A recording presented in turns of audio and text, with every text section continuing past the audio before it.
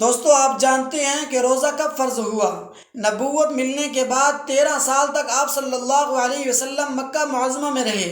اس 13 سالہ دور کے اندر آپ صلی اللہ علیہ وسلم کو دو چیزیں عطا کی گئیں۔ نمبر ایک، یا نبی آپ نے تبلیغ کرنی ہے۔ نمبر دو، یا نبی آپ نے لوگوں کو بت پرستی سے نکال کر اللہ وحدہ کے سامنے جھکانا ہے۔ ان دو کاموں کے علاوہ اور کوئی کام نہیں تھا۔ پھر اس 13 سالہ مکی دور کے آخر میں جا کر آپ صلی اللہ علیہ وسلم کو معراج جیسی دولت سے نوازا گیا۔ اس معراج کے نتیجے میں آپ صلی اللہ علیہ وسلم کو 5 نمازوں کا تحفہ ملا۔ ان 5 نمازوں سے پہلے مسلمان صرف 2 نمازیں پڑھا کرتے تھے۔ نمبر 1 فجر کی نماز، نمبر 2 عصر کی نماز۔ پھر جب 5 نمازیں مل گئیں، مسلمانوں نے ان نمازوں کو پڑھنے کا سلسلہ شروع کیا۔ پھر مکہ سے مدینہ ہجرت کرنے کا حکم ہوا۔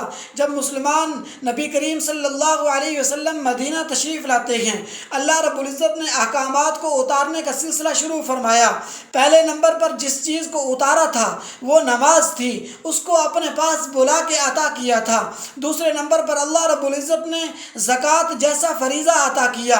تیسرے نمبر پر جب آپ صلی اللہ علیہ وسلم کی ہجرت کا دوسرا سال چل رہا تھا، ہجرت کے 1.5 سال بعد شعبان المعظم کی 10 تاریخ کو اللہ رب العزت نے روزے کا حکم عطا کیا، روزہ فرض کیا گیا۔